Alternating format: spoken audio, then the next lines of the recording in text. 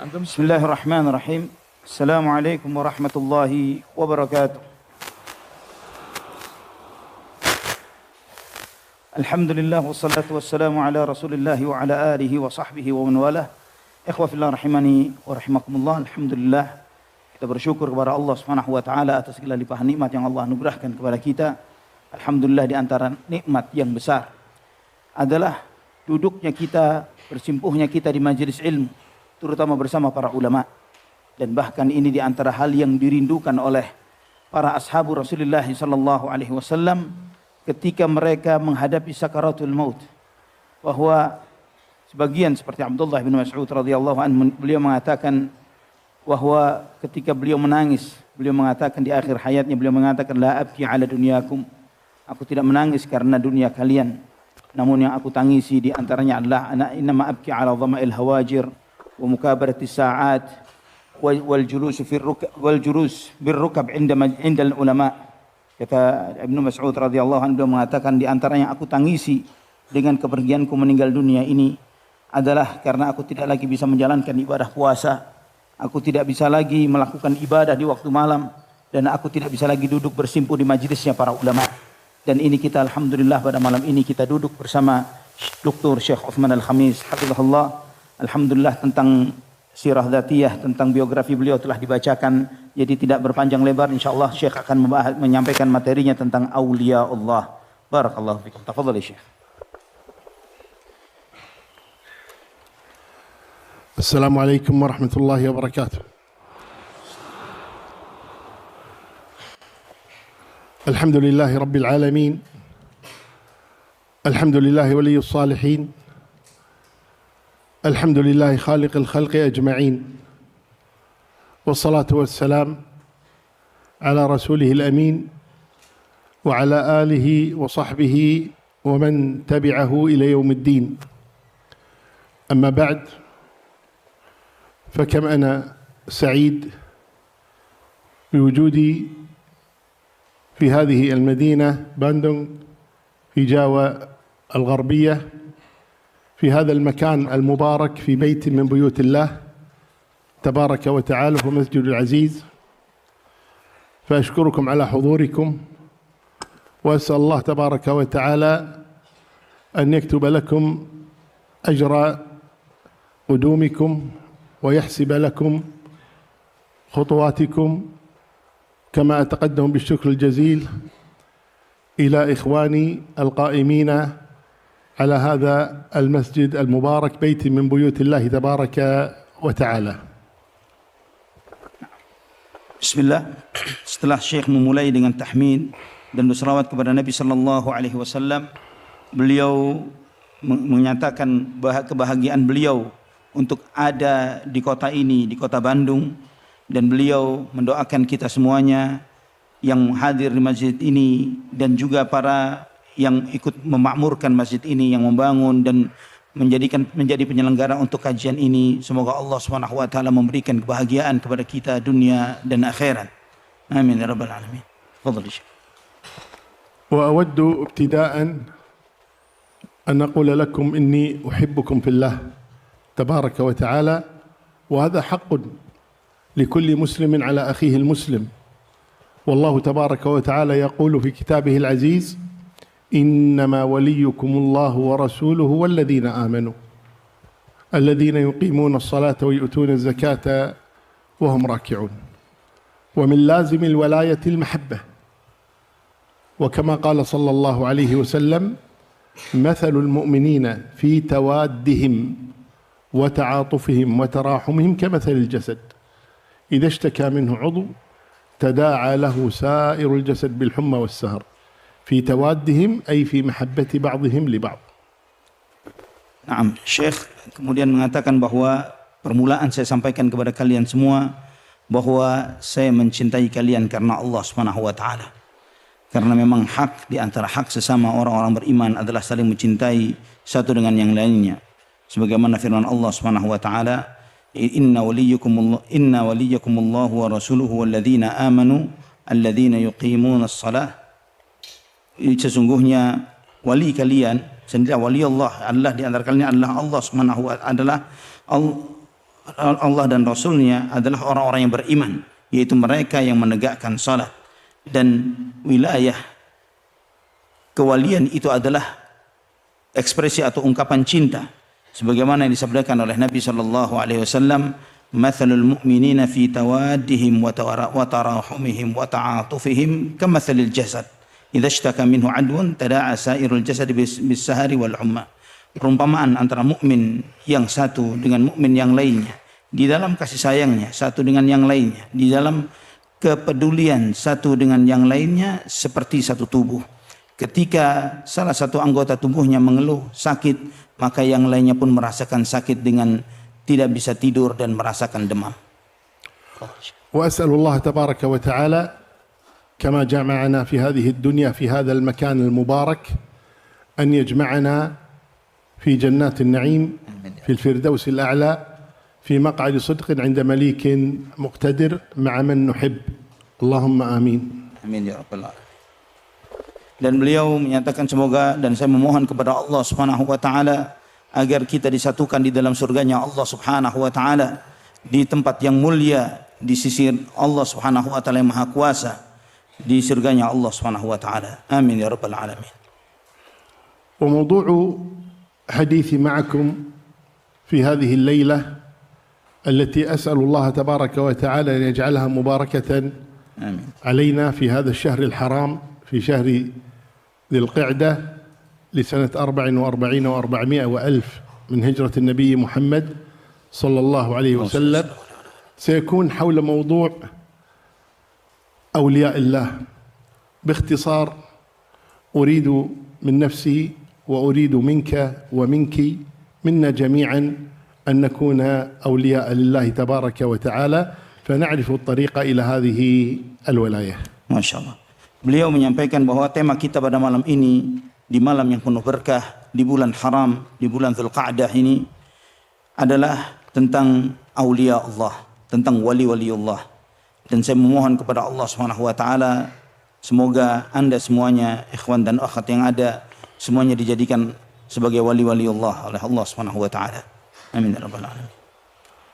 والطريق إلى ولاية الله تبارك وتعالى ليس عسيرا بل سهلا لمن سهل الله تبارك وتعالى عليه.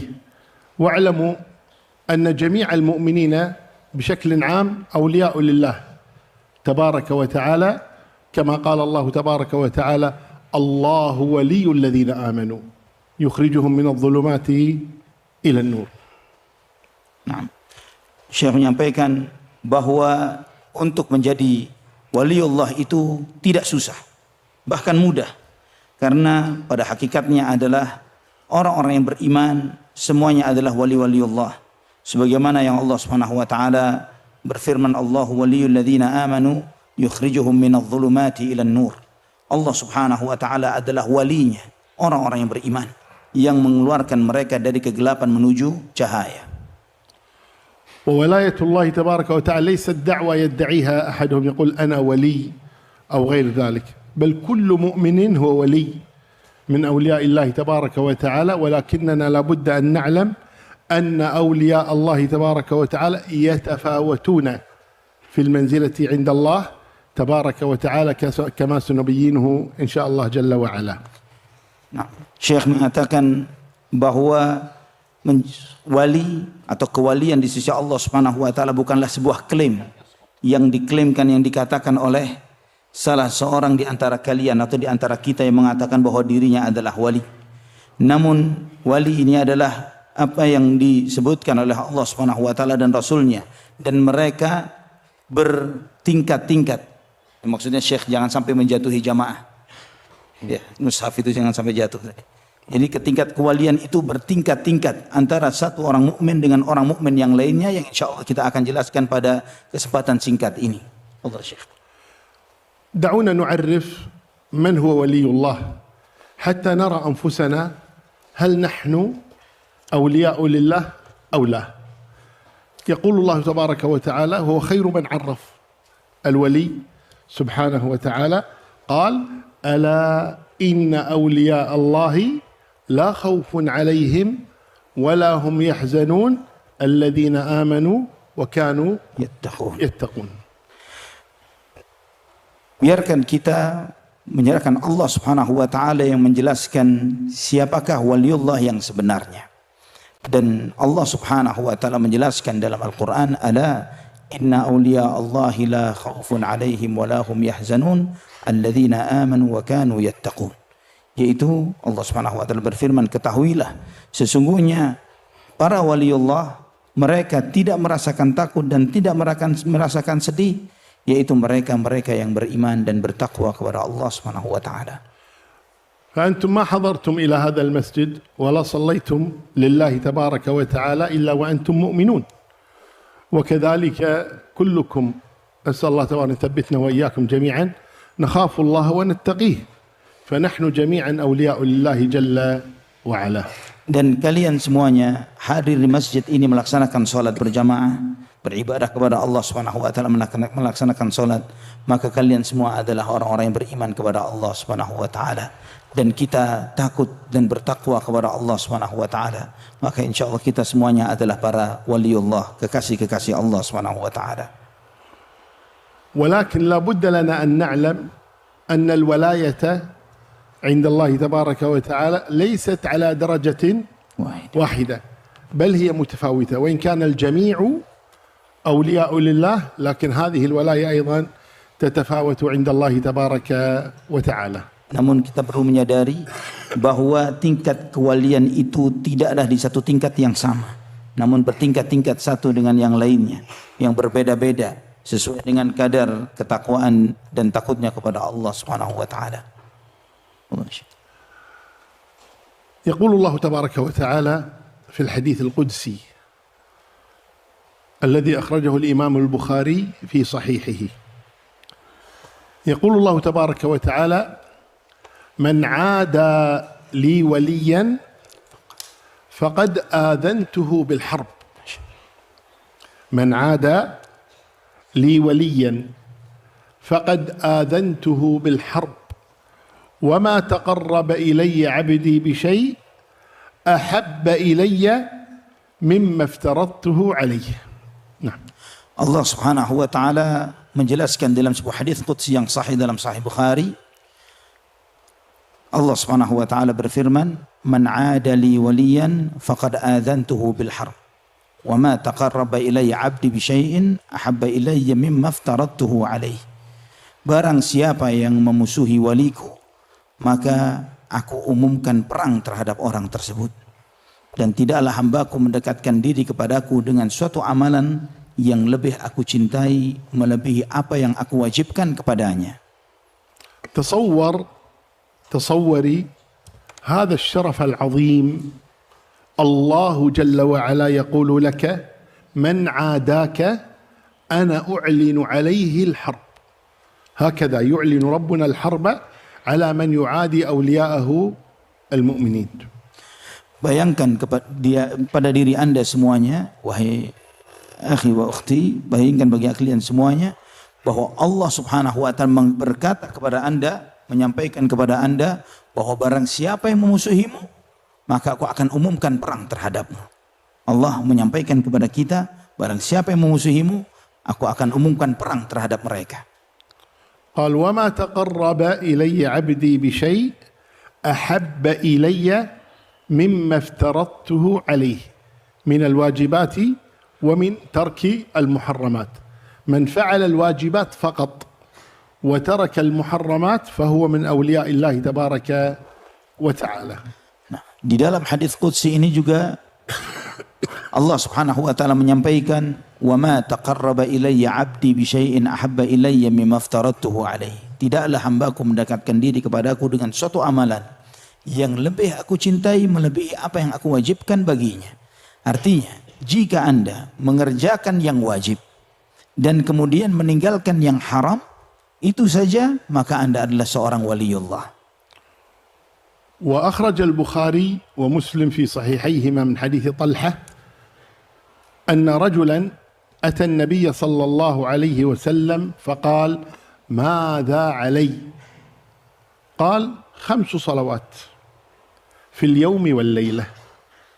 قال هل علي غيرها؟ قال لا إلا أن تتطوع. قال وتخرج زكاة مالك.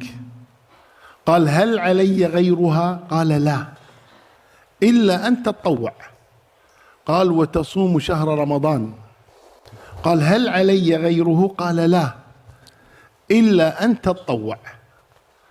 قال الرجل والله لا أزيد، لا أتطوع. يقول والله لا أزيد على ذلك ولا أنقص. فقال النبي صلى الله عليه وسلم دخل الجنة إن صدق. نعم. دخل الجنة إن صدق. صدق. Baik. Syekh menjelaskan bahwa Nabi SAW meriwayatkan dalam sebuah hadis dalam Sahih Bukhari dan Muslim dari hadis Talha. Ada seseorang mendatangi Nabi SAW dan bertanya, apa yang Allah wajibkan untukku? Maka Nabi SAW menjelaskan 5 salawat, 5 salat 5 waktu dalam sehari dan semalam. Yang lebihnya adalah sunnah. Lebih dari itu adalah sunnah. Kemudian apalagi kewajiban untukku? Maka Nabi SAW menjelaskan bahwa puasa Ramadan dan lebihnya adalah sunnah. Kemudian apalagi yang untuk kewajiban untukku? Nabi SAW menjelaskan zakat dari hartamu dan lebihnya dari zakat adalah sedekah yang sunnah. Maka kemudian orang itu bersumpah, demi Allah aku tidak akan menambahkan dan tidak akan mengurangi. Artinya dia hanya menjalankan yang wajib-wajib saja, tidak mengerjakan yang sunnah. Salat 5 waktunya dia jaga, Ramadan dia jaga, zakat dia keluarkan, tidak nambah lagi dengan ibadah sunnah. Setelah orang itu pergi, maka Nabi SAW mengatakan, dakhalal jannata in sadaq, bahwa orang itu pasti masuk surga jika dia jujur dengan apa yang dia ucapkan. فهذا الرجل يقول عنه النبي صلى الله عليه وسلم إن صدق في دعواه أنه يؤدي الواجبات ويترك المحرمات، يقول نعم هذا دخل الجنة إن صدق. وفي رواية أفلح إن صدق، وفي رواية أفلح والله إن صدق، وفي رواية دخل الجنة والله إن صدق. يقسم النبي صلى الله عليه وسلم. فتصوروا هذا لم يأتي إلا بالواجبات، ومع هذا هو من أولياء الله وهو من أهل الجنة. لكن كما قلنا إن أولياء الله على درجات، وهذا الذي ما تقرب إلي عبدي بشيء أحب إلي مما افترضته عليه. Orang ini yang dia mengatakan bahwa dia menjalankan salat 5 waktu saja dan tidak menambahkan. Kemudian dia menjalankan puasa Ramadan saja dan tidak menambahkan dengan puasa sunnah. Menjalankan zakat saja dan tidak melakukan sedekah yang sunnah. Dia, Nabi SAW dalam beberapa riwayat, Nabi SAW sampai bersumpah, wallahi dakhalal jannata in sadaq. Demi Allah dia pasti masuk surga jika dia jujur. Wallahi aflaha in sadaq. Dalam riwayat yang lain, demi Allah dia sukses, dia selamat jika dia jujur. Syekh mengatakan di sini orang tersebut dengan dia menjalankan yang wajib-wajib saja dan meninggalkan yang haram, dia selamat, dia adalah seorang wali Allah. Namun para aulia Allah bertingkat-tingkat. نعم. ثم قال الله تبارك وتعالى في هذا الحديث القدسي نفسه لما قال وما تقرب إلي عبدي بشيء أحب إلي مما افترضته عليه، قال وما يزال عبدي يتقرب إلي بالنوافل حتى أحبه. فالعبد إذا أدى الفرائض وامتنع عن المحرمات ثم إنه لم يتوقف، وإنما زاد عليها النوافل. وما يزال عبدي يتقرب إلي بالنوافل حتى أحبه، يعني حتى يصل إلى محبة الله الخاصة، وليست أي محبة، لأن الله يحب الأول، يحب الذي يؤدي الفرائض فقط ويترك المحرمات، ولكن هذا الثاني له محبة خاصة. نعم. Nah, kemudian hadis itu Nabi SAW melanjutkan, wala yazalu abdi yataqarrabu ilayya bin nawafil hatta uhibbahu. Dan senantiasa hambaku mendekatkan diri kepadaku dengan ibadah-ibadah sunnah, maka dengan itu aku pun mencintainya. Nah, kita melihat di dalam hadis ini bahwa orang ini, bahwa Allah Subhanahu wa taala menegaskan ketika seseorang dia menjalankan yang wajib, meninggalkan yang haram, dan dia tidak berhenti sampai di situ. Dia menambahkan dengan melakukan ibadah-ibadah sunnah, maka dengan itu dia, Allah Subhanahu wa taala menegaskan kepadanya, hatta uhibbahu, sampai aku mencintainya. Ini adalah cinta yang khusus, bukan cinta yang umum. Karena yang pertama tadi, yang menjalankan yang wajib dan meninggalkan yang haram, dicintai oleh Allah Subhanahu wa taala. Namun ketika dia menjalankan, menambahkan dengan ibadah-ibadah sunnah, dia mendapatkan cinta yang khusus, yang spesial, yang berbeda dengan yang pertama. ومن هذه النوافل ما نحن فيه الآن، مجالس الذكر هذه ليست واجبة، هذه نافلة. أنتم الآن في نافلة، نحن كلنا في نافلة. هذا مجلس تحفه الملائكة، تغشاه الرحمة، تتنزل عليه السكينة، يذكر الله أهله في من عنده. فأنتم وأنا أسأل الله يحرمنا الأجر ممن سلك هذا الطريق، أننا نتقرب إلى الله بالنوافل، سواء في مجالس الذكر، سواء في صلاة الراتبة، سنن الراتبة، سواء في صدقاتنا، في الذكر سبحان الله والحمد لله ولا إله إلا الله، في صيام التطوع، في قيام الليل، في بر الوالدين زيادة على الواجب، في الإحسان إلى الجار. باب النوافل باب عظيم جدا، فمن سلك هذا الطريق ارتقى من مجرد ولي إلى ولي خاص لله تبارك وتعالى. Nah, Syekh mengatakan bahwa saat ini kita semuanya, kita berkumpul di majelis ilmu ini, majelis zikir. Ini adalah ibadah sunnah, tidak wajib. Kita semuanya kumpul di dalam menjalankan sebuah ibadah sunnah yang kita semuanya melakukan ibadah melebihi dari apa yang diwajibkan oleh Allah Subhanahu wa taala.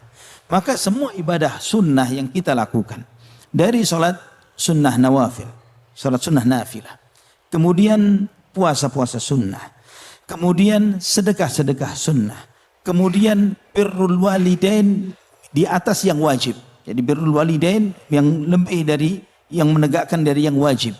Dan semua ibadah ini, termasuk juga ketika kita di majelis ilmu ini, di mana majelis ini dihadiri oleh para malaikat, Allah Subhanahu wa taala meliputi rahmat dan kasih sayangnya bagi mereka yang hadir di majelis zikir. Allah Subhanahu wa taala turunkan sakinah, ketentraman di dalam hati orang-orang yang hadir di majelis zikir.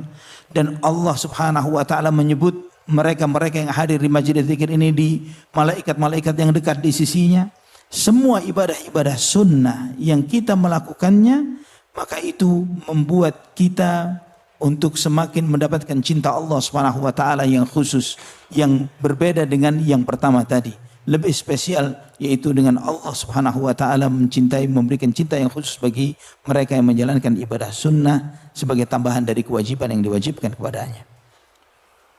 وحتى تكون من الخاصة، أي من أولياء الله تبارك وتعالى المقربين، من الذين يحبهم الله تبارك وتعالى، فعليك أن تنتبه إلى تعريف الحافظ ابن حجر العسقلاني رحمه الله تبارك وتعالى بأولياء الله المقربين. فقال: ولي الله هو الذي جمع ثلاثة أمور، وأنت بعد ذلك انظر في نفسك، هل جمعت هذه الأمور؟ هل جمعت أمرين؟ هل جمعت أمرا؟ ما الذي ينبغي إليك أن تفعله حتى تكون من أولئك القوم.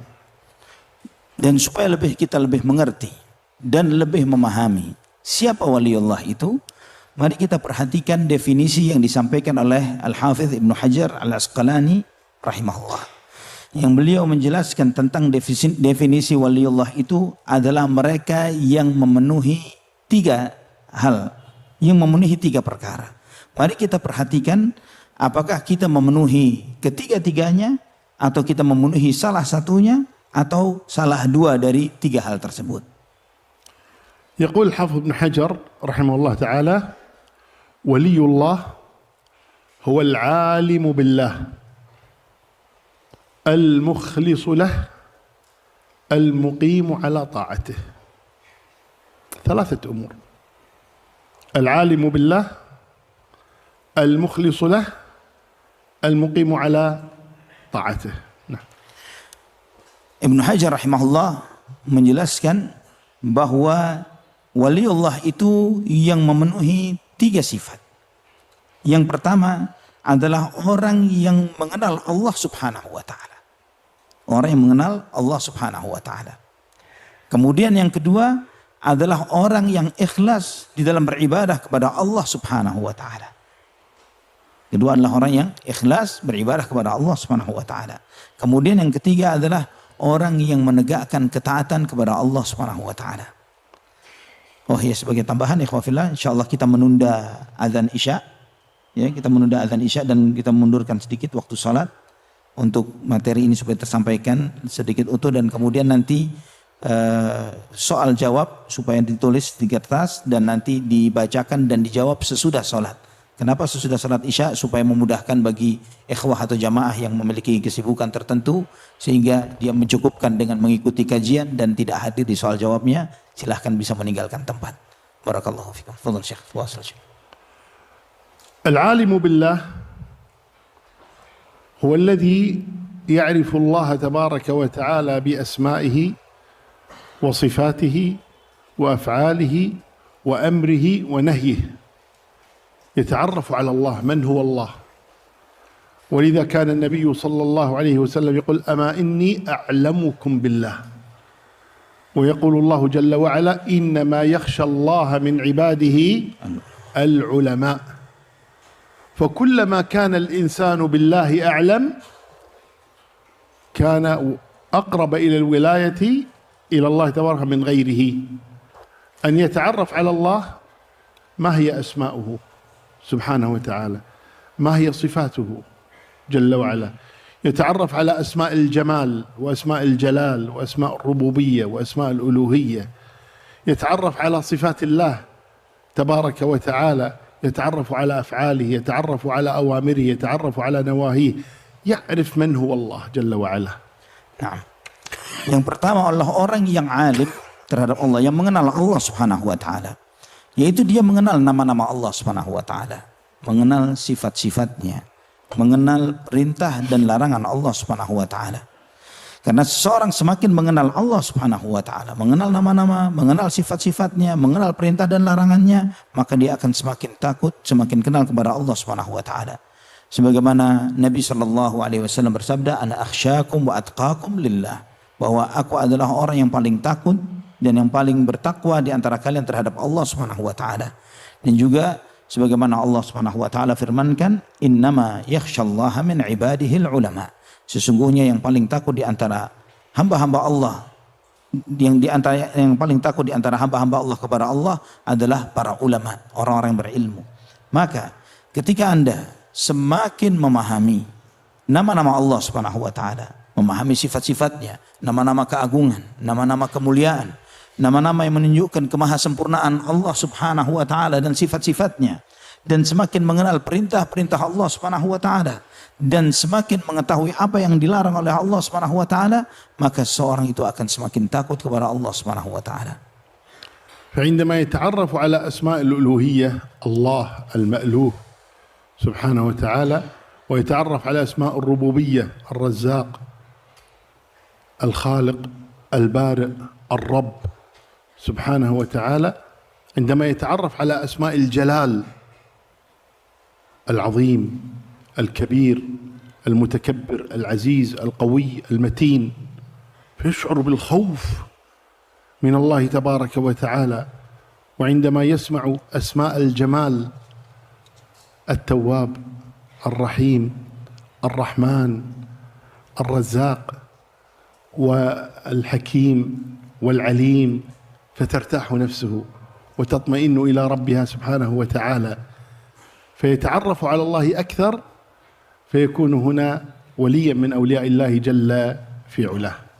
Nah, kemudian beliau Syekh menjelaskan tentang macam-macam nama-nama Allah subhanahu wa ta'ala. Di antara macam-macam nama Allah adalah nama-nama yang mengandung uluhiyah. yang menunjukkan bahwa kita sebagai hamba Allah Subhanahu wa taala, seperti lafzul jalalah Allah Subhanahu wa taala yang artinya yang berhak untuk disembah dan diibadahi, dan juga asma rububiyah, nama-nama yang mengandung kemahakuasaan Allah Subhanahu wa taala yang mencipta, mengatur dan memiliki alam semesta, seperti Al-Khaliq, Ar-Raziq, yang maha pencipta, yang maha memberi rezeki. Ini bagian dari asma ar-rububiyah, nama-nama yang mengandung rububiyah Allah Subhanahu wa taala terhadap makhluknya. Dan juga asmaul jalal, nama-nama yang mengandung menunjukkan kemahaagungan Allah Subhanahu wa taala atas makhluknya, seperti Allah Al-Kabir yang maha besar, Al-Azim yang maha agung dan mulia, Al-Mutakabbir, dan nama-nama yang ketika seseorang semakin dia mengenal nama-nama ini akan semakin hadir di dalam hatinya pengagungan terhadap Allah Subhanahu wa taala. Juga ada asmaul jamal, nama-nama yang menunjukkan kemahaindahan Allah Subhanahu wa taala, seperti Allah At-Tawwab yang maha menerima taubat, Al-Karim yang maha dermawan terhadap hambanya, Ar-Rahman, Ar-Rahim yang maha pengasih dan penyayang terhadap hambanya. Semakin kita tadabbur, memikirkan dan memahami nama-nama ini, semakin seseorang itu semakin kenal kepada Allah Subhanahu wa taala.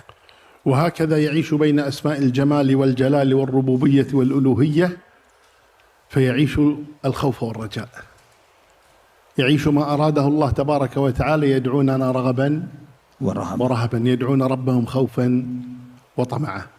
هكذا يعيش الإنسان مع الله تبارك وتعالى. ثم إذا تذكر القاعدة التي يعرفها كل أهل العلم، ألا وهي أن الله ليست له أسماء مجردة، كل أسماء الله جل وعلا تدل على صفات كمال مطلق. اسمه القوي وهو القوي، اسمه العزيز وهو عزيز، اسمه الرحمن وهو رحمن، وهكذا كل أسمائه تدل على صفات كمال مطلق لا يشارك فيه أحد جل في علاه. Ketika seseorang semakin mengenal Allah Subhanahu wa taala di antara macam-macam nama-nama Allah ini, antara asmaul uluhiyah, asmaul rububiyah, asmaul jalal, asmaul jamal, nama-nama yang menunjukkan kemahakuasaan Allah atas makhluknya, bahwa Allah satu-satunya yang berhak untuk disembah dan diibadahi. Allah Subhanahu wa taala maha agung dan mulia, Allah Subhanahu wa taala maha indah.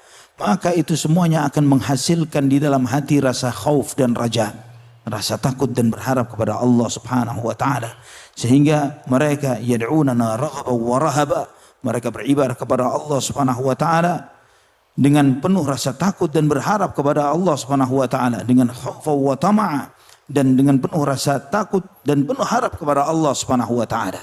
Dan juga kita mengingat suatu kaidah yang ditegaskan oleh para ulama terkait dengan asma sifat, yaitu bahwa setiap nama-nama Allah bukanlah hanya sekedar nama, namun di dalam setiap nama-nama Allah Subhanahu wa taala mengandung sifat-sifat kemahaagungan dan maha kesempurnaan Allah Subhanahu wa taala.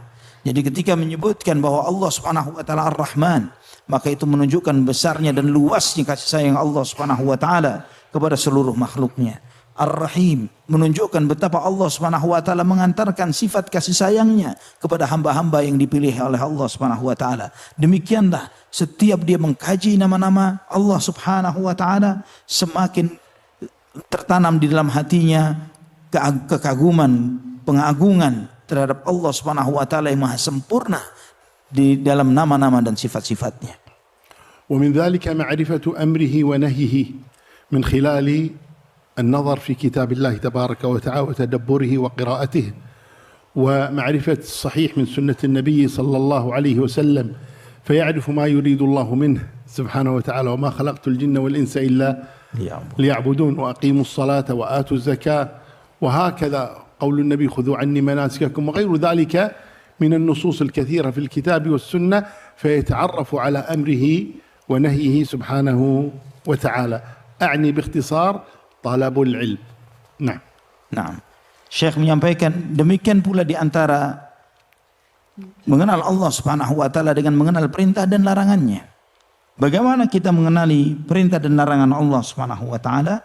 Yaitu dengan membaca Al-Qur'an, mentadabburinya, memahami makna-maknanya, dan juga memahami sahih sunnah, hadis-hadis Nabi SAW yang sahih, yang menjelaskan kepada kita tentang apa-apa yang diperintah oleh Allah Subhanahu wa taala dan apa-apa yang dilarang oleh Allah Subhanahu wa taala. Yang dengan ini kita mengetahui apa yang dicintai dan diridhai oleh Allah, kita mengetahui apa yang dibenci oleh Allah Subhanahu wa taala dan tidak disukainya. Secara ringkas saya sampaikan bahwa mengenal perintah dan larangan ini dan semuanya ini adalah talabul ilm, dengan menuntut. Nah, العالم بالله قال المخلص له وما أمروا إلا ليعبدوا الله مخلصين له الدين قل إنما أنا بشر مثلكم يوحى إلي أنما إلهكم إله واحد فمن كان يرجو لقاء ربه فليعمل عملا صالحا ولا يشرك بعبادة ربه أحدا. الإخلاص لله تبارك وتعالى. يقول الله تبارك وتعالى في وصف المؤمنين الذين أسأل الله يجعلني وإياكم منهم ويطعمون الطعام على حبه مسكينا ويتيما وأسيرا إنما نطعمكم لوجه الله لا نريد منكم جزاء ولا شكورا إنا نخاف من ربنا يوما عبوسا قمطريرا. Nah, selanjutnya ciri kedua dari waliullah, yang pertama adalah orang yang mengenal Allah Subhanahu wa taala, yang kedua adalah orang yang ikhlas di dalam beribadah kepada Allah Subhanahu wa taala. Sebagaimana Allah Subhanahu wa taala sebut, firmankan wa ma umiru illa liya'budullaha mukhlishina lahuddin hunafa, dan tidaklah mereka diperintahkan kecuali untuk beribadah kepada Allah Subhanahu wa taala dengan ikhlas. Milik Allah lah hak untuk disembah dan diibadahi, cenderung kepadanya dan meninggalkan segala bentuk kesyirikan. Dan juga sebagaimana yang Allah Subhanahu wa taala perintahkan kepada Nabi sallallahu alaihi wasallam untuk beliau sampaikan di akhir surat Al-Kahfi, qul innama ana basyarum mithlukum yuha ilayya annama ilahukum ilahu wahid faman kana yarju liqa'a rabbih falyamal 'amalan salihan wa la yusyrik bi'ibadati rabbih ahada. Sampaikan wahai Muhammad, sesungguhnya aku adalah manusia seperti kalian. Kelebihan yang Allah berikan kepadaku adalah wahyu yang diwahyukan kepadaku. Maka barang siapa yang berharap ingin berjumpa dengan Tuhannya, dan maka hendaklah dia beramal dengan amal yang saleh dan tidak menyekutukan Allah di dalam ibadahnya. Artinya ibadahnya dengan penuh keikhlasan, tidak ada niatan lain di dalam ibadahnya kecuali Allah Subhanahu wa taala. Sebagaimana Allah Subhanahu wa taala juga menyebutkan di antara sifat-sifat dan ciri-ciri penghuni surga, bahwa Allah Subhanahu wa taala menyebutkan wa yut'imuna at-ta'ama 'ala hubbihi miskinan wa yatiman wa asira innama nut'imukum liwajhillah la nuridu minkum jazaa'an wala syukura. Mereka mengatakan, Allah Subhanahu wa taala menyebutkan bahwa mereka memberikan makan yang mereka suka kepada orang-orang miskin, anak-anak yatim dan tawanan-tawanan perang. Dan mereka menyampaikan, innama nut'imukum liwajhillah, bahwa sesungguhnya kami memberi makan kepada kalian hanya mengharapkan wajah Allah Subhanahu wa taala semata. Bahwa la nuridu minkum jazaa'an wala syukura. Kami tidak mengharapkan balas budi dan kami pula tidak mengharapkan terima kasih dari apa yang kami lakukan. ولا يقولن أحد إنني عاجز عن طلب العلم لصعوبة اللغة كما ترون الآن يترجم لكم، ولكن الإنسان يستطيع أن يتعلم، ولذلك جل علماء المسلمين من غير العرب، جل علماء المسلمين، أكثر علماء المسلمين من غير العرب، فهذا ليس بعزيز. والله تبارك وتعالى يقول والذين جاهدوا فينا لنهدينهم سبلنا. نعم. نعم. Dan Syekh menyampaikan, janganlah karena ketidakmampuan berbahasa Arab menjadikan kita merasa berat atau lemah untuk belajar agama. Karena sebagaimana saat ini kita belajar sambil ada penerjemahnya, jangan sampai itu menjadi penghalang untuk bisa belajar dan menuntut ilmu agama. Karena itulah antum melihat, membaca dalam kisah, mayoritas ulamanya kaum muslimin bukanlah orang-orang Arab.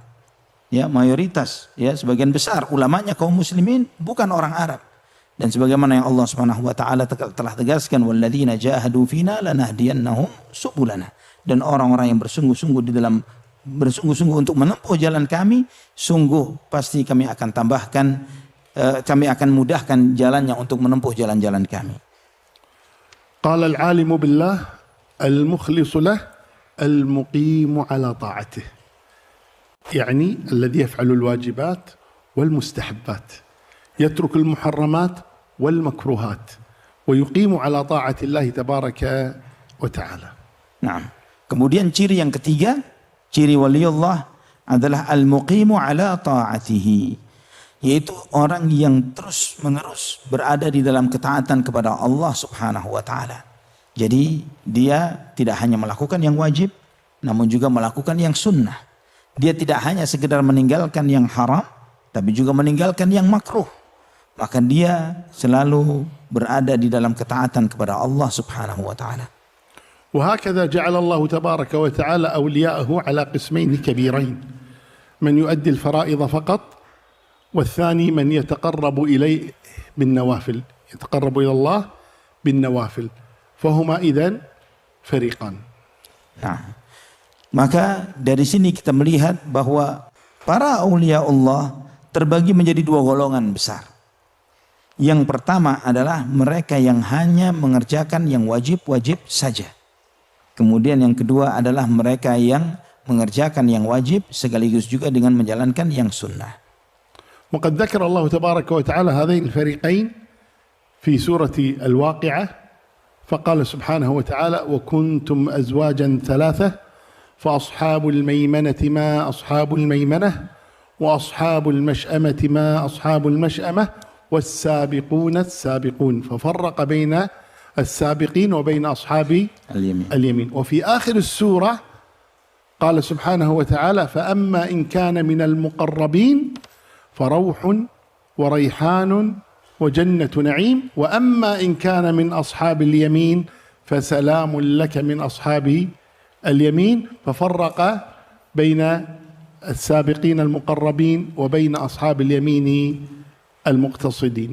Nah, kemudian sebagaimana di dalam surat Al-Waqi'ah, Allah Subhanahu wa taala membagi dua hal ini. Ya, ketika Allah Subhanahu wa taala berfirman kuntum azwajan thalatha, dan kalian terbagi menjadi tiga golongan, ashabul masy'amah, dan kemudian ashabul maimanah, kemudian al-muqarrabin. Ya, golongan kiri ini yang masuk neraka, kemudian golongan kanan, dan kemudian adalah al-muqarrabin, orang-orang yang mendekatkan diri kepada Allah Subhanahu wa taala.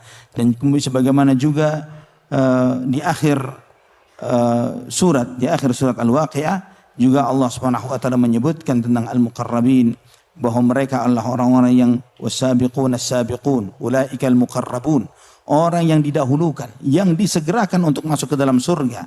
Mereka adalah orang-orang yang didekatkan oleh Allah Subhanahu wa taala.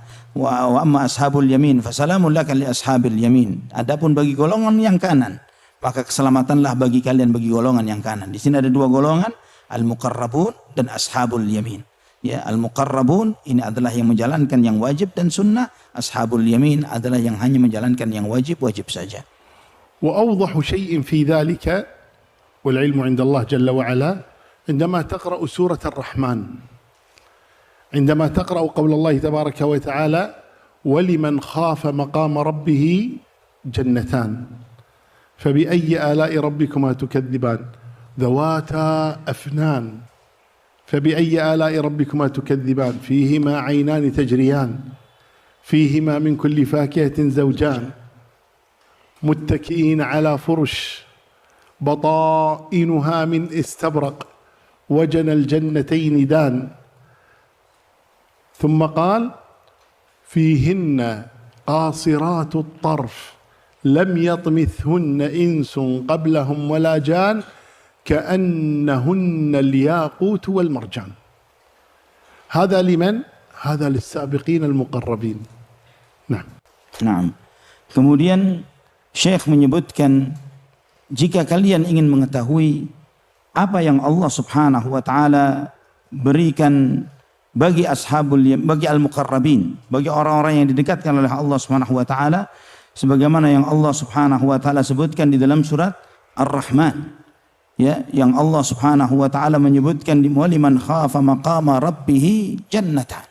Dan barang siapa yang bagi orang yang takut kepada kedudukan Tuhannya, maka dia akan mendapatkan dua surga. Yang Allah Subhanahu wa taala menyebutkan bagaimana Allah menjanjikan bagi orang yang khauf, yang takut kepada Allah. Allah menyebutkan fa bi ayyi ala'i rabbikuma tukadziban, maka nikmat Tuhan kalian yang mana yang kalian dustakan. zawata afnan, yang pohon-pohonnya ini memiliki dua cabang. Fabi ayyi ala'i rabbikuma tukadziban, maka dengan nikmat Tuhan yang mana yang kalian dustakan. Allah Subhanahu wa taala juga menyebutkan fihi ma ainani tajriyan, di dalam surga, dua surga itu ada dua mata air yang mengalir. Fabi ayyi ala'i rabbikuma tukadziban, maka nikmat Tuhan yang mana yang lain yang kalian dustakan. Fihi ma min kulli fakihatin zawjan, yang di dalam kedua surga itu beragam buah-buahan, dua macam dari beragam buah-buahan yang ada. Fabi ayyi ala'i rabbikuma tukadziban, maka dengan nikmat Tuhan yang mana yang kalian dustakan. Muttaqiina ala furushin batainuha min istabraq wa janal jannataini dan mereka berada di surga itu, mereka bersandarkan di permadani yang di dalamnya adalah terbuat dari sutra, dan mereka memetik segala buah-buahan itu di dua surga itu dengan petikan yang mudah dan dekat. Fabi ayyi ala'i rabbikuma tukadziban, maka nikmat Tuhan yang mana lagi yang kalian dustakan. Fihinna qasiratut tarfi lam yatmithunna insun qablahum wala jan, dan di dalamnya ada wanita-wanita jelita, para bidadari yang mereka tidak pernah tersentuh oleh manusia dan tidak pula jin. Fabi ayyi ala'i rabbikuma tukadziban, maka nikmat Tuhan yang mana yang kalian dustakan. Ka'annahunnal yaqut wal marjan, yang mereka itu bagaikan mutiara-mutiara, yaqut dan marjan. Ini semuanya diberikan oleh Allah Subhanahu wa taala bagi al-muqarrabin. ثم قال سبحانه وتعالى ومن دونهما جنتان. دون يعني أقل، من دونهما جنتان يعني أقل، وهو لأصحاب اليمين المقتصدين. ثم وصف الجنتين التي للأقل فقال من دونهما جنتان مدهامتان. مدهامة يعني خضراء شديدة الخضرة، بينما السابقون المقربون ذوات أفنان لها أغصان كثيرة. ثم قال مدهامتان فيهما عينان نضاختان. العين النضاخة هي التي تنضخ هكذا، بينما السابقون المقربون عينان تجريان، مختلف تماما. ثم قال فيهما فاكهة ونخل ورمان، بينما هناك فيهما من كل فاكهة زوجان، اختلف الأمر.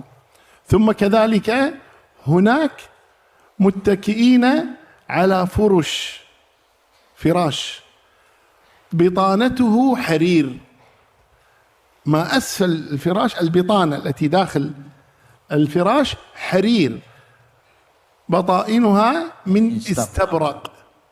بينما أصحاب اليمين المقتصدين متكئين على رفرف خضر وعبقري حسان، لم يذكر بطانتها من استبرق. وأيضا في السابقين المقربين وجن الجنتين دان، وهو على فراشه يأكل، تنزل الشجرة وهو يأكلها. بينما أصحاب اليمين لا، فقط متكئين على رفرف خضر وعبقري حسان، أي متكئين على فرش جميلة، لم يذكر كما ذكر في الأولين. ثم كذلك قال فيهن قاصرات الطرف. قاصرات الطرف يعني تغض بصرها، لا تنظر إلا إلى زوجها. بينما أصحاب اليمين المقتصدين فيهن خيرات حسان حور مقصورات. وفرق بين القاصرة والمقصورة، القاصرة من ذاتها هي قاصرة، هي لا تريد إلا، مقصورة مجبورة مجبرة، بينما هناك مختارة هي تختاره. ليش تختاره؟ هي تختارك، هي تختار زوجها. وليس الحور العين فقط، نساء الجنة أجمل من الحوريات. يقول الله تبارك وتعالى إنا أنشأناهن إنشاء فجعلناهن أبكارا عربا أترابا. هؤلاء نساء الدنيا، هؤلاء نساء الدنيا كما ذكر ذلك كثير من المفسرين. فهنا قاصرات الطرف حور مقصورات، بينما هناك كأنهن الياقوت والمرجان، ففرق بين المجموعتين. Insyaallah. Hada tawil Syekh. Nah. Kemudian Syekh menjelaskan, selanjutnya di dalam surat Ar-Rahman ini disebutkan oleh Allah Subhanahu wa taala ketika tadi sebelumnya menjelaskan tentang al-muqarrabin. Nah, sekarang menjelaskan tentang ashabul yamin. Yang mereka adalah yang levelnya di bawah yang sebelumnya. Sebagaimana Allah firmankan dalam surat Ar-Rahman, "Wa min dunihima jannatan." Dan di bawah level yang sebelumnya ada 2 surga. Yang kemudian beliau kemudian menyebutkan, coba kita perhatikan perbedaan antara 2 surga ini dengan 2 surga sebelumnya. Pertama, Allah menyebutkan mudhammatan, bahwa surga itu rindang, sangat hijau dan rindang, sangat hijau dan rindang. Sedangkan surga yang sebelumnya zawata afnan, bahwa pohon-pohonnya begitu besar dan memiliki batang-batang yang besar. Ya, ini yang pertama disebutkan tentang pohon-pohonnya, yang kemudian juga mata airnya. Bagaimana jika yang sekarang ini yang level di bawahnya fihi ma ainani naddakhatan. Di dalam 2 surga yang levelnya di bawahnya ini ada 2 mata air yang memancar. Adapun yang sebelumnya disebutkan oleh Allah Subhanahu wa taala tajrian, airnya itu mengalir. Antara berbeda antara yang memancar dan yang mengalir. Ini kemudian juga Allah Subhanahu wa taala menyebutkan untuk level yang di bawahnya ini fihi ma fakihatu wa nakhlu wa rumman, bahwa di dalam surga ini yang levelnya bagi ashabul yamin, di situ ada buah-buahan, ada pohon kurma dan buah delima. Sedangkan untuk level sebelumnya fihi ma min kulli fakihatin zawjan. Adapun sebelumnya bahwa mereka mendapatkan dari semua jenis buah-buahan 2 jenis. 2 jenis. Kemudian bicara tentang bidadarinya. Jika bidadarinya level yang pertama disebutkan qasiratut tarfi lam yadmithunna insun qablahum wala jan. Mereka adalah wanita-wanita yang qasiratut tarf. Maksudnya qasiratut tarf itu pandangannya terbatas. Dia hanya memilih atau melihat kepada suaminya saja, enggak lirik-lirik orang. Hanya memandang kepada suaminya saja, qasiratut tarf. Sedangkan bagi yang ashabul yamin, hurum maqsuratun fil khiyam, bidadari yang mereka disimpan di dalam kemah-kemah. Beda antara yang qasirat dan maksurat. Ya, kalau qasirat itu memang dia sengaja yang memilih suaminya, dengan dia yang mencari dan memilih suaminya. Kalau ini memang yang dia yang dipilihkan. Dia yang dipilihkan untuk suami-suaminya. Dan kemudian juga tentang permadaninya surga. Yang level yang pertama tadi disebutkan batainuha min istabrak, bahwa mereka duduk di sofa-sofa. Di sofa-sofa yang dalamnya sofa itu bukan busa, tapi sutra. Dalamnya sofanya sutra. Adapun orang yang levelnya yang di bawahnya ini, mereka muttaqiina ala rafrafin khudri wa abqariyin hisan. Mereka ini berada di permadani. Berbeda antara yang duduk di sofa dengan yang di permadani. Kemudian juga bagaimana yang sebelumnya disebutkan wadanal jannataini dan, bahwa surga yang sebelumnya ini buah-buahannya itu mudah dipetik. Yang ini tidak terdapat bagi yang sebelumnya. Dan kemudian beliau Syekh menjelaskan bahwa wanita-wanita dunia nantinya ketika mereka di surga, bahwa mereka adalah lebih cantik daripada para bidadari. Sebagaimana yang ketika Allah Subhanahu wa taala menyebutkan inna ansha'nahunna insya'a wa ja'alnahunna abkara 'uruban atraba. Sesungguhnya kami ciptakan para bidadari itu dengan ciptaan yang sangat sempurna. Kami jadikan mereka selalu dalam keadaan perawan, dan mereka dengan posturnya yang sangat indah dan sangat bagus. Yang ini semuanya sebagaimana dalam tafsir dalam disebutkan oleh Ibnu Sirin, disebutkan bahwa itu adalah nisaud dunya, bahwa wanita-wanita dunia diciptakan oleh Allah Subhanahu wa taala dengan ciptaan yang sangat sempurna. فالآن إذا فكر الإنسان العاقل ماذا يريد؟ هل يريد أن يكون من السابقين المقربين أو يكون من أصحاب اليمين المقتصدين؟ طبعا لا يريد أن يكون من أصحاب الشمال قطعا. نسأل الله الله أن يحفظنا وإياكم يرحمنا وإياكم. لكن هناك بعض المسلمين يقول ما في مشكلة، أصحاب يمين مقتصدين عند باب الجنة، ما في مشكلة، المهم الجنة حتى لو أقل شيء ما في مشكلة إن شاء الله تعالى. Nah, sekarang pilihan di tangan kita. Memilih untuk menjadi minas sabiqin yang berlomba-lomba untuk masuk menjadi top levelnya di surga, yang paling top di surga, atau ashabul yamin yang levelnya di bawahnya. Sebagian orang-orang mukmin mereka mengatakan nggak masalah, mau di pinggirannya surga, mau apa, yang penting masuk surga. Ya, yang penting masuk surga daripada naudzubillah jangan sampai menjadi ashabus shimal yang ada di neraka, waliyadzubillah. نعم. هذا ما لهم في الآخرة عند الله تبارك وتعالى. فماذا لهم في الدنيا؟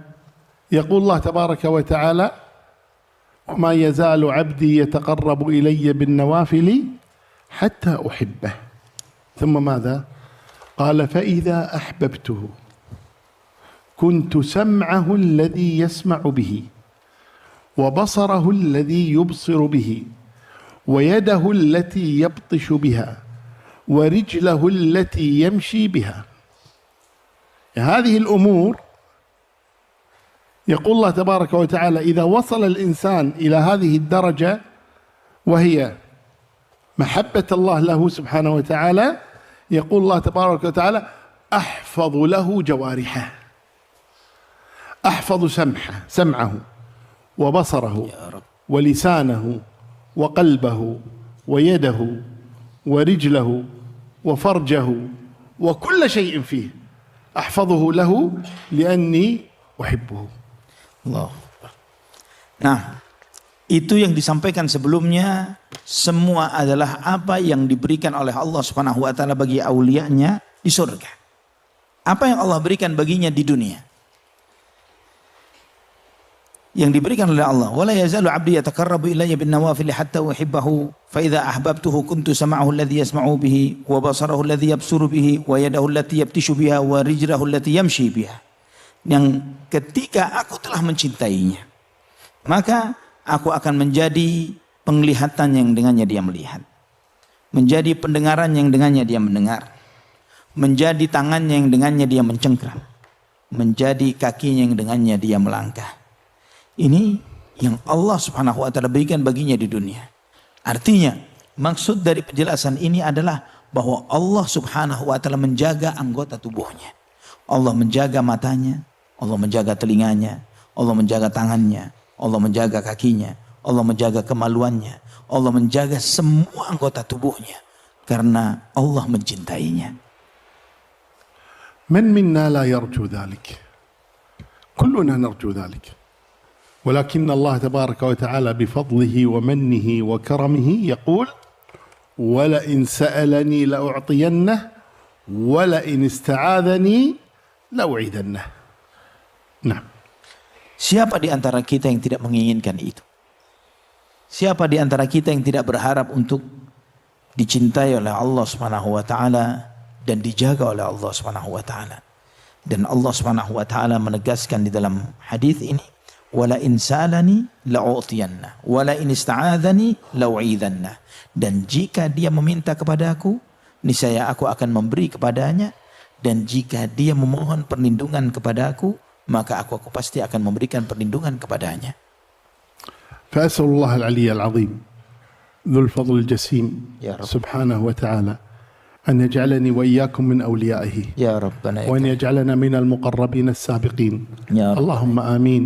اللهم أصلح لنا ديننا الذي هو عصمة أمرنا، وأصلح لنا دنيانا التي فيها معاشنا، وأصلح لنا آخرتنا التي إليها معادنا. اللهم اجعل الحياة زيادة لنا في كل خير، واجعل الموت راحة لنا من كل شر. اللهم اكفنا بحلالك عن حرامك، واغننا بفضلك عمن سواك. اللهم ربنا آت نفوسنا تقواها وزكها أنت خير من زكاها. اللهم إنا نسألك الجنة وما قرب إليها من قول وعمل، ونعوذ بك من النار وما قرب إليها من قول وعمل. اللهم اجعلنا من أوليائك المخلصين يا رب العالمين. اللهم ارزقنا الجنة وجنبنا النار. والله أعلى وأعلم، وصلى الله وسلم وبارك على نبينا محمد. Alhamdulillah. beliau Syekh menutup dengan doa yang di awal doanya beliau menyampaikan bahwa semoga Allah Subhanahu wa taala menjadikan kita semuanya, saya dan Anda semuanya sebagai wali-waliullah ya Rabbana ya Karim, dan beliau menutup dengan doa tadi yang kita amini bersama. Insyaallah setelah ini kita melaksanakan sholat Isya, dan sesudah sholat Isya pertanyaan yang sudah ditulis disampaikan kepada panitia, nanti dijawab sesudah sholat. Adapun jamaah yang mungkin ada kegiatan yang lainnya boleh meninggalkan tempat. Barakallahu fikum. Jazakumullah khair. Naam, bismillah. هذا السائل يقول شيخ هو يعمل في الحكومة ولأنه من رجال الحكومة فبعض من أمر الله ورسوله صلى الله عليه وسلم لا يستطيع أن يطبقها كرجال الحكومة، لا يستطيع أن يطبق شريعة الله كاملة لأجل بعض النظام، فهل ممكن له ليكون وليا من أوليائه تعالى كما ذكره الحافظ ابن حجر؟ قرأته من الجلسي؟ نعم أنا أترجم بعد جوابكم.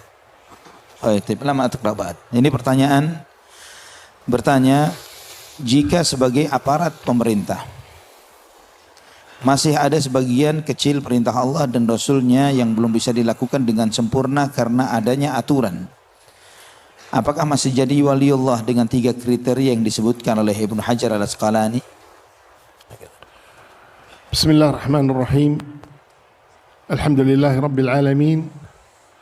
Wa sallallahu wasallam ala sayyidi wa maulai wa habibi qurrata'ini Muhammad ibn Abdullah wa ala alihi wa sahabati ajma'in. Waliullah huwa al-'abdu at-taqi an-naqi al-khafi. ولا يشترط في ولي الله تبارك وتعالى أن يكون معصوما لا يقع منه خطأ، ولكن سددوا وقاربوا. والله جل وعلا يقول إنكم تخطئون في الليل والنهار وأنا أغفر الذنوب جميعا فاستغفروني أغفر لكم. فنعم الإنسان وإن كانت تقع منه بعض المعاصي إلا أنه لا يخرج من أن يكون وليا لله تبارك وتعالى.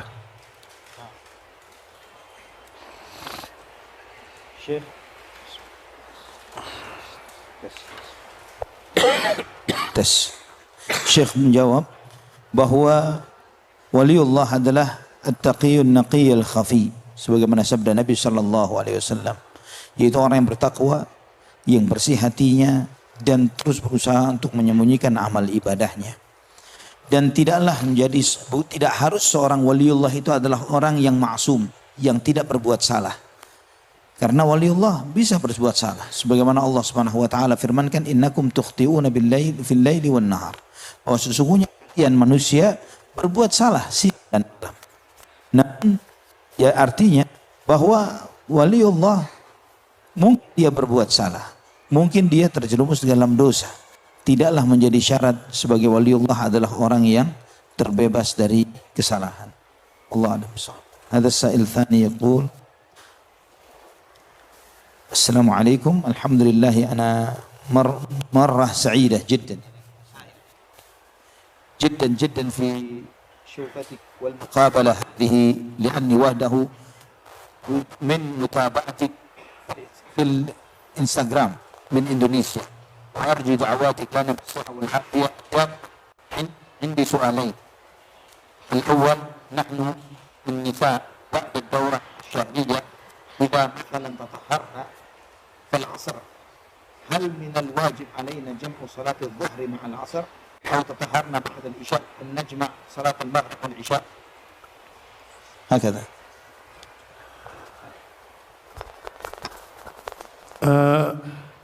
بسم الله الرحمن الرحيم. هذا قول لبعض أهل العلم، لأن صلاة الظهر والعصر تجمعان في السفر، في المرض، في الخوف، وكذلك المغرب والعشاء. لذلك ذهب بعض أهل العلم إلى أنه إذا طهرت الحائض بعد العصر فإنها تصلي الظهر والعصر، وإذا طهرت بعد العشاء فإنها تصلي المغرب والعشاء. وهناك قول آخر لأهل العلم، وهو أنه لا تلزمها إلا العصر ولا تلزمها إلا العشاء، وهذا هو الصحيح، والعلم عند الله تبارك وتعالى أنه لا يلزمها أن تصلي الظهر والعصر، فقط يلزمها أن تصلي العصر، لأن الظهر قد خرج وقتها بالنسبة لها، وكذلك المغرب قد خرج وقتها بالنسبة لها، فلا تصلي إلا العشاء إذا طهرت بعد العشاء، والله أعلم. Baik, ini pertanyaannya belum saya terjemahkan. Jadi yang bertanya seorang wanita, dia bertanya mengenai datang bulan atau haid. Ya, jika suci waktu asar, apakah wajib baginya untuk melakukan sholat zuhur dengan asar? Atau misalnya jika suci waktu isya, apakah wajib baginya untuk melakukan sholat maghrib dan isya? Kata jawaban Syekh Uthman Al-Khamis hafizahullah, beliau mengatakan bahwa memang sebagian ulama mengatakan bahwa waktu zuhur, bahwa wanita yang suci di waktu asar maka dia melaksanakan sholat zuhur dan asar, dan jika dia suci di waktu isya maka dia melaksanakan sholat maghrib dan isya, karena dua waktu itu adalah dua waktu yang bersamaan, sebagaimana ketika melaksanakan dalam sholat khauf di salah satu waktunya maka melakukan kedua-duanya. Itu dalil yang disampaikan oleh sebagian para ulama. Namun juga ada pendapat ulama yang lainnya yang mengatakan bahwa wanita tersebut cukup melakukan sholat isya saja tanpa melakukan sholat maghrib, atau sholat asar saja tanpa melakukan sholat zuhur. Kenapa demikian?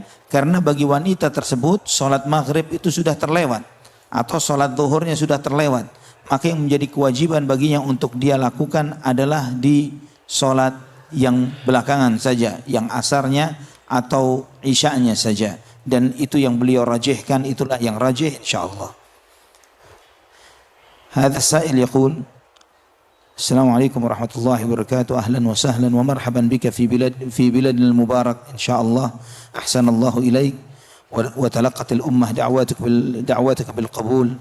أنا مسلمة مؤلفة قلبي، ولدت في عائلة كافرة، وأبي وأمي ما زالا كافران، وكذلك عائلة الكبيرة كل منهم كافر، هداهم الله وأرشدني الله والحمد لله، دخلت الإسلام بوحدي، أحاول على حسب استطاعتي لدعوتهم إلى الإسلام، وأتزين بأخلاق كريمة لعلمي بأن الأخلاق الكريمة من أحسن الطريق إلى الدعوة، لكن ما زالوا ينظرون إلي نظرا مذلا، لكن كل ما أفعله وأقوله يعتبر غريبا وسلبيا بالنسبة لهم بسبب إسلامي، وكل ضعفي وقصوري كالإنسان يعلقونها بإسلامي، فماذا أفعل يا فضيلة الشيخ؟ بارك الله فيك وفي علمك وفي عملك وأهلك، أصلح الله الأمة بدعوتك. طيب, saya kira nggak perlu diterjemahkan pertanyaannya.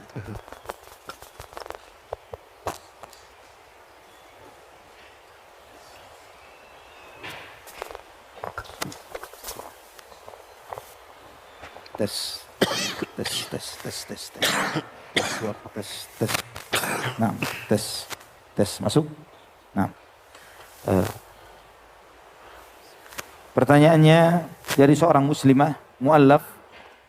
Dia lahir dari keluarga kafir, orang tuanya masih kafir, demikian pula keluarga besarnya semuanya kafir. Semoga Allah memberikan hidayah kepada mereka, dan alhamdulillah Allah Subhanahu wa taala memberikan hidayah kepadaku dan aku memeluk agama Islam sendirian dari keluarga kafir ini. Semampuku aku berusaha mendakwahi mereka ke dalam Islam, dan aku menghiasi diriku dengan akhlak yang mulia, karena aku mengetahui bahwa akhlak yang mulia adalah cara terbaik di dalam berdakwah. Namun mereka senantiasa tetap merendahkan diriku, dan setiap apa yang aku ucapkan, yang aku perbuat, mereka menganggapnya sebagai sesuatu yang aneh dan negatif di mata mereka karena keislamanku. Dan setiap kelemahan dan kekuranganku sebagai manusia mereka kaitkan karena keislamanku. Maka karena faktor yang seperti ini, apa yang harus aku lakukan wahai Syekh? أولا أشكر لك هذه الدعوة، وأنا فعلا في بلدي بين أهلي، بين آبائي وأمهاتي وإخواني وأخواتي وأبنائي وبناتي، وأشكر لكم هذه الحفاوة، وأسأل الله تبارك وتعالى يجمعني وإياكم في جنات النعيم، اللهم آمين. أما بالنسبة للسؤال فثقي وتيقني أنهم يعلمون أنك على الحق، ولكنهم يكابرون ويجادلون. والأمر كما قال الله تبارك وتعالى: قد نعلم إنه ليحزنك الذي يقولون فإنهم لا يكذبونك ولكن الظالمين بآيات الله يجحدون. اتهموا النبي صلى الله عليه وسلم بأنه مجنون، وأنه ساحر، وأنه كاهن، وأنه مفتري، وأنه شاعر، وغير ذلك من الاتهامات التي اتهموا بها النبي صلى الله عليه وسلم. ولكن إذا سألتهم أين تضعون أماناتكم؟ يقول نضعها عند المجنون، عند الساحر، عند الكاهن. من المجنون؟ إن شاء الله هم المجانين. ويقول الله تبارك وتعالى عن موسى عليه الصلاة والسلام وفرعون: وجحدوا بها واستيقنتها أنفسهم ظلما وعلوا. فأنت على خير، واستمري في الدعوة إلى الله تبارك وتعالى، وادعي لهم في ظهر الغيب أن الله يهديهم ويفتح على قلوبهم، وكوني كما أنت. Amin. والله أعلم.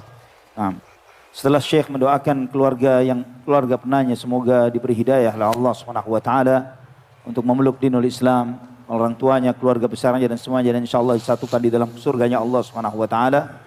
Maka kemudian Syekh menjawab bahwa saya meyakini keluargamu menyadari bahwa kamu di atas kebenaran.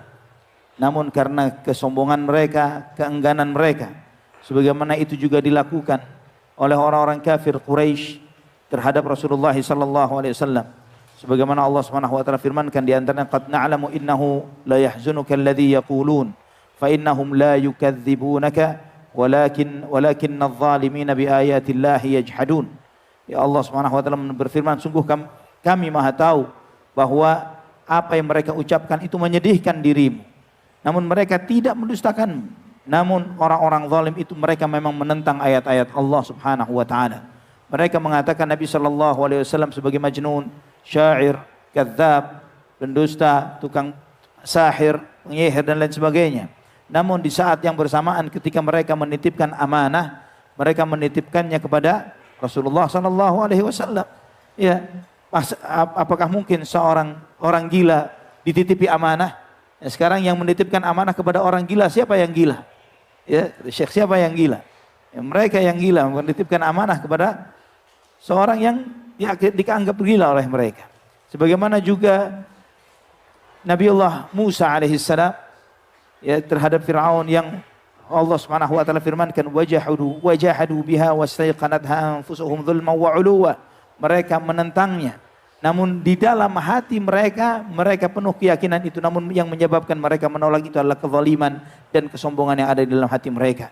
Maka nasihat Syekh, di samping tetap melakukan sebagaimana dakwah yang telah dia lakukan, doakan mereka tanpa sepengetahuan mereka. Doakan mereka tanpa sepengetahuan mereka, semoga keluarga Anda diberi hidayah oleh Allah Subhanahu wa taala. Amin ya rabbal alamin. قال صلى الله عليه وسلم، هذا السائل يقول شيخ، قال صلى الله عليه وسلم الصبر عند الصدمة الأولى، قاله لامرأة تبكي صبي عند القبر. فسؤالي كيف بالإنسان الذي لا يستطيع الصبر عند الصدمة الأولى؟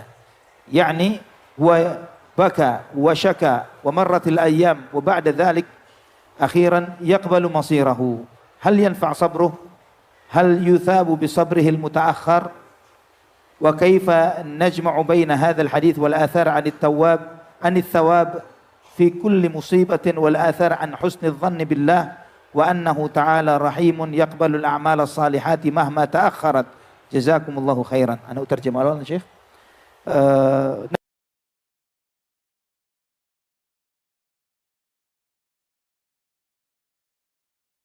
Yang saya tanyakan, bagaimana dengan seseorang yang tidak bisa bersabar pada hentakan pertama ini, maka dia menangis, dia mengeluh, dan setelah sekian hari berlalu, di saat itu dia menerima kondisi dan keadaannya. Apakah sabarnya bermanfaat bagi dirinya? Apakah dia diterima kesabarannya walaupun terlambat ini? Bagaimana kita menggabungkannya dengan hadis dan riwayat-riwayat yang menyebutkan tentang diberinya pahala bagi setiap orang yang ditimpa musibah. Demikian pula dengan riwayat-riwayat tentang husnudzan, berbaik sangka kepada Allah Subhanahu wa taala, bahwa Allah Maha Pengasih, Maha Penyayang. Allah menerima amal saleh walaupun terlambat. نعم نعم الصبر عند الصدمة الأولى كما قال النبي صلى الله عليه وسلم لما رأى المرأة تبكي عند القبر قال اصبري يا أمة الله قالت إنك لم تصب بمصيبتي فتركها النبي صلى الله عليه وسلم فأخبرت أن هذا هو النبي صلى الله عليه وسلم فجاءته وقالت لم أعرفك يا رسول الله الآن أصبر قال إنما الصبر عند الصدمة الأولى. لا شك أن الصبر عند الصدمة الأولى، وإلا الصبر بعد أسبوع بعد شهر بعد سنوات كل الناس تصبر، كل الناس تنسى. ولذلك قالوا فإما أن تصبر صبر الرجال وإما أن تسلو سلو البهائم. إما أن تصبر صبر الرجال وإما أن تسلو سلو البهائم، يعني تنسى كما تنسى البهائم. ويضربون لهذا مثالا لو أن أخوين مات أبوهما فقال أحدهما إنا لله وإنا إليه راجعون اللهم آجرني في مصيبتي واخلف لي خيرا منها. الثاني صار يبكي ويصرخ ويشق ثوبه وأبي وأبي ويصرخ. فالأول صبر والثاني لم يصبر، لكن بعد سنة كلاهما يجلس مجلس يضحك طيب أين البكاء وأين هذا؟ يقول خلاص إلى متى؟ إلى متى؟ سينسى، ولكن نسي كما تنسى البهائم، بينما الأول صبر كما يصبر الرجال.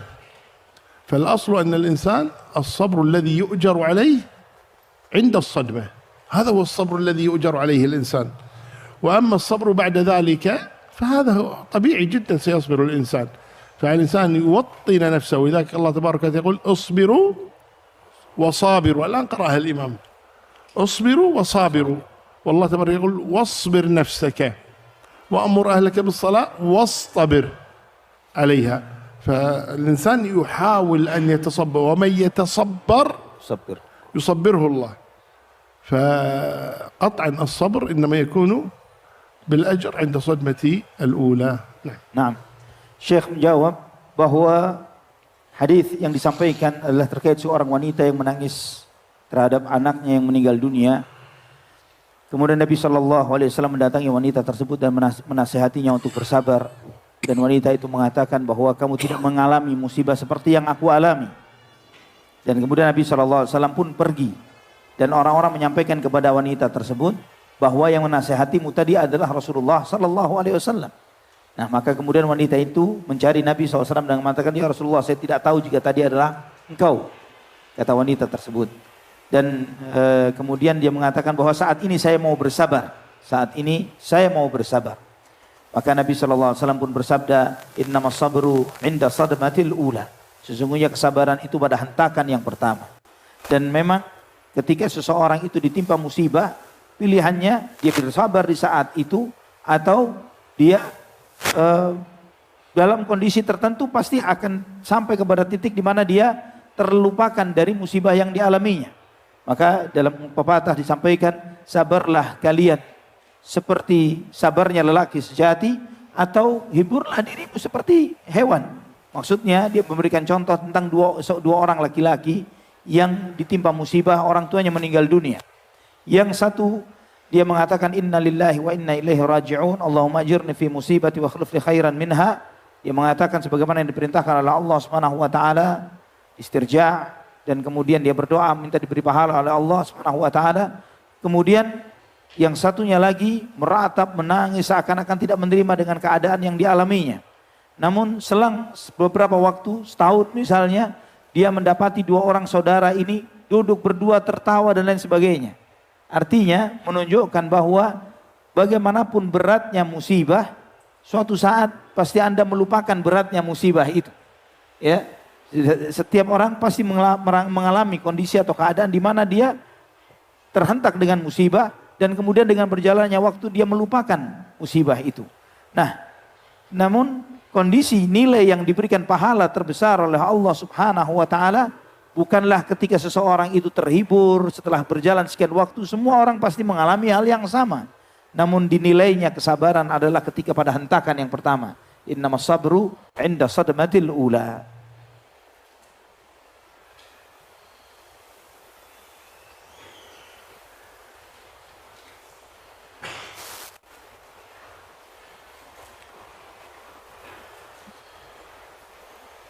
نعم شيخ هذا سائل يقول في الجنة كما ذكر في سورة الرحمن أن للرجال حور عين وكيف للأخوات للنساء كيف؟ للنساء نعم ما لها هل صحيح أننا في الجنة سنلتقي مع أزواجنا نحن في الدنيا إذا كان صالحين هذا السؤال أنا saya bacakan terjemahannya terkait dengan surat Ar-Rahman yang disebutkan tentang kenikmatan bagi al-muqarrabin, yaitu bidadari. Bidadari tentunya untuk ikhwan. Sedangkan untuk akhwat dapat apa? Ya. Apakah benar di surga bertemu dengan pasangan kita jika kedua-duanya saleh dan salihah? Jazakumullah khair. Bismillahirrahmanirrahim. Al-mar'atu fi dunya لا تقبل أكثر من زوج، لا تقبل إلا زوجا واحدا ولا ترضى بغير ذلك، بينما الرجل يمكن له أن يتزوج أكثر من امرأة في الدنيا، وكذلك الأمر في الآخرة. المرأة لا تقبل إلا زوجا واحدا، لا تقبل أن يأتيها أكثر من رجل، فالله يعطي الرجال الحور العين لأن هذا موافق لخلقتهم وغير موافق لخلقة المرأة. وعلى كل حال فيها أي الجنة ما تشتهيه الأنفس، كل ما تشتهيه الأنفس فيها. ورجل جاء مرة قال فيها كل شيء تشتهيه الأنفس؟ قال نعم كل شيء تشتهيه الأنفس في الجنة. قال أنا أريد سيجارة في الجنة، أريد التدخين في الجنة فيه. قال إذا اشتهيته يأتيك، إذا اشتهيته يأتيك، كل ما تشتهيه يأتيك إن شاء الله تعالى. فالقصد أن المرأة لا تقبل ذلك أصلا، لا في الدنيا ولا في الآخرة، هذا أمر. وعوضها الله تبارك وتعالى بالولدان المخلدون، وهم الذين يخدمون أهل الجنة من الرجال والنساء. فهذا فضل الله سبحانه وتعالى يعطي كل مخلوق ما يناسبه، والله أعلم. Nah, untuk pertanyaan yang pertama terkait dengan apa yang diperoleh bagi wanita di surga. Di dunia, laki-laki diizinkan oleh Allah untuk mendapatkan lebih dari satu wanita. Namun tidak dengan sebaliknya. Tidak dengan sebaliknya. Tidak boleh seorang wanita memiliki lebih dari satu suami. Karena itu sangat bertentangan dengan kodrat mereka. Dan demikian pula di surga. Demikian pula di surga. Di surga seorang wanita tidak mungkin mendapatkan lebih dari satu suami. Namun sebagai kompensasi yang Allah Subhanahu wa taala berikan kepadanya, fiha ma tashtahihil anfus wa taladzul a'yun, bahwa di surga itu akan mendapatkan apa yang diinginkan oleh jiwa seseorang, apa yang dia inginkan, yang disenangi, yang dia lihat, apa yang dia suka, dia akan mendapatkan apa yang dia inginkan. Sampai ada seorang kata Syekh, ada orang bertanya, kalau misalnya saya di surga pengen ngerokok, ya, apakah boleh? Kalau kamu di surga pengen ngerokok, dikasih oleh Allah Subhanahu wa taala. Ya, apa yang diinginkan. Namun untuk seorang wanita tidak mungkin dia mendapatkan lebih dari satu suami. Dan sebagai gantinya juga Allah Subhanahu wa taala memberikan pelayan-pelayan yang dari kalangan wanita, laki-laki yang melayani segala kebutuhan yang ada di surga, yang semuanya ini diberikan oleh Allah Subhanahu wa taala dan mereka dijadikan sebagai pelayan-pelayan yang kekal dan abadi. Wa masyaallah tsani Syekh li zawjain hal huma yani yaltaqiyani fil jannah yani idza kana salihain. نعم هذا الأصل أن الله تبارك وتعالى يجمع الزوج مع زوجته والزوجة مع زوجها، هذا هو الأصل في الجنة. واختلف أهل العلم في من تزوجت أكثر من رجل، فمع من تكون؟ فبعض أهل العلم قال تكون مع آخرهم، مع آخر أزواجها، ويذكرون هذا عن أسماء بنت عميس. أسماء بنت عميس رضي الله عنها زوجها جعفر ابن أبي طالب، جعفر الصادق طيار. نعم. فلما استشهد جعفر في مؤتة وأنجبت له، فلما استشهد جعفر في مؤتة وانقضت عدتها تزوجها أبو بكر الصديق وأنجبت له. فلما مات أبو بكر الصديق وانتهت عدتها تزوجها علي بن أبي طالب ما شاء الله رضي الله عنه وأنجبت له. ما شاء الله. فلما مات علي بن أبي طالب خطبها معاوية ابن أبي سفيان فقالت إني أريد أن أكون مع آخر أزواجي ما شاء الله في الجنة. هذا يعني لا يثبت لكنه مشهور في كتب السيرة. وقيل إن المرأة تخير يوم القيامة بين أزواجها، من تريدين، الأول أو الثاني أو الثالث. يعني ممكن المرأة تتزوج أكثر من رجل، ممكن، كما في إخوة لأب هناك إخوة لأم. فالقصد بعضهم قال تخير وبعضهم يقول مع آخر أزواجها، لكن ليس في أي من القولين دليل يثبت ذلك والله أعلم. Nah, pertanyaan kedua yang menyampaikan jika suami istri itu keduanya saleh, apakah mereka akan disatukan lagi bertemu di surga? Nah, itu dasarnya adalah memang seperti itu. Jika suami istri kedua-duanya adalah saleh dan salehah, maka kedua-duanya disatukan lagi di surga. Dan bagaimana jika dengan seorang wanita yang pernah menikah lebih dari satu laki-laki? Dia menikah, suaminya misalnya meninggal dunia, dia menikah lagi 2 atau 3 misalnya. Dengan siapakah dia nanti di surga? Jika suaminya semuanya masuk surga, sebagaimana disebutkan tentang kisahnya Asma binti Umais radhiyallahu anha. Asma binti Umais. Asma binti Umais radhiyallahu anha, suami pertamanya adalah Ja'far bin Abi Talib radhiyallahu an, yang meninggal mati syahid di perang Mu'tah, dan dia punya anak dari Ja'far. Kemudian setelah Ja'far meninggal dunia, Asma binti Umais dilamar dan dinikahi oleh Abu Bakar As-Siddiq radhiyallahu an, dan punya anak dari Abu Bakar, dan Abu Bakar meninggal dunia. Setelah Abu Bakar radhiyallahu an meninggal dunia, dia dinikah oleh Ali bin Abi Talib radhiyallahu an, dan juga punya anak dari Ali. Jadi suaminya sebelumnya adalah Ja'far, kemudian Abu Bakar, kemudian Ali. Kemudian setelah itu, setelah Ali radhiyallahu an meninggal dunia, beliau dilamar oleh Muawiyah ibnu Abi Sufyan.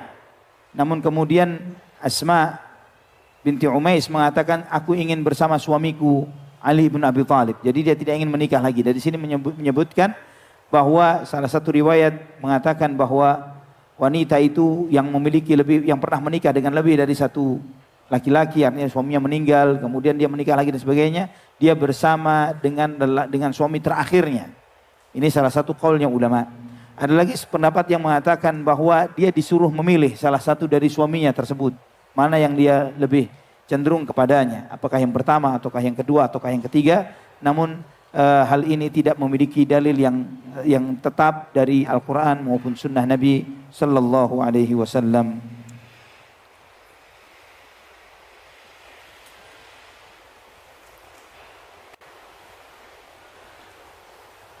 Ada Sail yaqul Syekh, ma farq bainal ikhlas wal ridha? Ada penanya bertanya, apa perbedaan antara ikhlas dan ridha? الإخلاص هو عمل العبد، وهو أن لا يشوب عمله شيء من الرياء، يكون عمله كله لله تبارك وتعالى، هذا هو الإخلاص. أما الرضا فيكون من الله ويكون من العبد، رضي الله عنهم ورضوا عنه.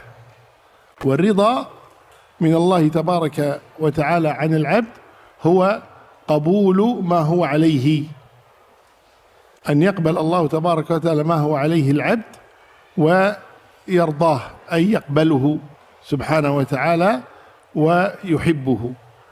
وأما رضا العبد عن الله تبارك وتعالى فهو أن يكرمه الله فيقبل إكرام الله له.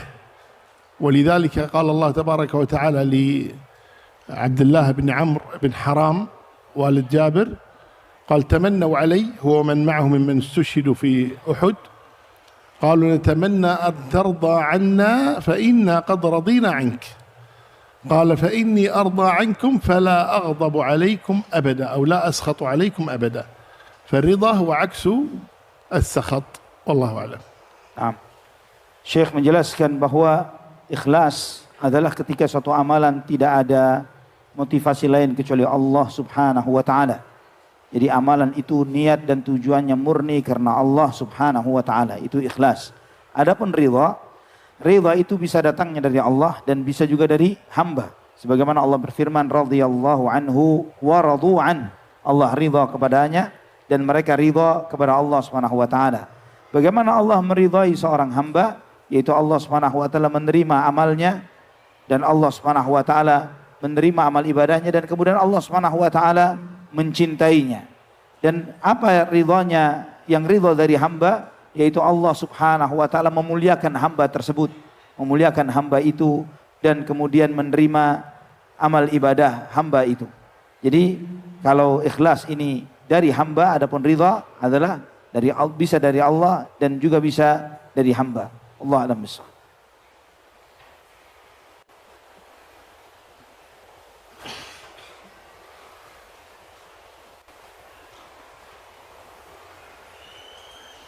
نعم. هذا السائل يقول لو كان أحد يعرف بالآية إنما يخشى الله من عباده العلماء ويعرف أن العلم هو الخشية لكنه ما كان يبكي أو صعب عليه كأن كل عباداته تمر مرورا عاديا، هل هذا دليل على عدم وجود الخشية في قلبه؟ إن كان الأمر كذلك فكيف طريقة إحضار الخشية في القلب؟ بارك الله فيكم. أنا أترجم oleh Syekh. Penanya ini mengatakan sebagaimana disebutkan dalam ayat Al-Quran, innama yakhshallaha min ibadihil ulama. Sesungguhnya yang hanya takut kepada Allah di antara hamba Allah adalah para ulama. Dan ilmu itu adalah timbulnya rasa takut di dalam hati seorang hamba. Namun orang ini dia tidak pernah menangis atau susah untuk menangis. Seakan-akan ibadahnya adalah sesuatu yang dia lalui begitu saja. Apakah ini bukti bahwa dia tidak memiliki rasa takut di dalam hatinya? Jika itu yang terjadi, maka bagaimana cara menghadirkan rasa takut di dalam hati? لا شك أن دمع العين يدل على الخشية. دمع العين يدل على الخشية، ولكن ليس كل من تدمع عينه يخشى الله، ولا كل من يخشى الله لا بد أن تدمع عينه. فقد يكون الإنسان يخشى الله لكن لا تدمع عينه، وآخر تدمع عينه ولكنه لا يخشى الله. لكن فعلا هو دمع العين دليل على الخشية، ولذلك الإنسان يسأل الله ذلك، يقول اللهم نسألك عينا من خشيتك دامعة، أو أعوذ بك من عين لا تدمع، يعني من خشية الله تبارك وتعالى. لكن يمكن الإنسان يكون خاشيا لله تبارك وتعالى ولو لم تدمع عينه. Nah, Syekh menjelaskan tidak diragukan bahwa tangisan atau tetesan air mata di antara salah satu tanda rasa takut seorang hamba kepada Allah Subhanahu wa taala. Namun bukan berarti setiap orang yang menangis takut kepada Allah Subhanahu wa taala. Dan juga tidak berarti bahwa setiap orang yang tidak menangis tidak memiliki rasa takut kepada Allah Subhanahu wa taala. Namun yang di antara yang memudahkan adalah minta kepada Allah, memohon, berdoa kepada Allah Subhanahu wa taala, Allahumma a'udzubika min, berlindung kepada Allah dari mata yang tidak min ainin la tadma', berlindung kepada Allah Subhanahu wa taala dari mata yang tidak pernah menangis. Jadi memang harus kita menyadari bahwa di antara ciri takut kepada Allah Subhanahu wa taala adalah tangisan atau menangis kepada Allah Subhanahu wa taala. Hendaklah dia meminta kepada Allah agar diberikan kemudahan untuk bisa menangis karena takut kepada Allah Subhanahu wa taala.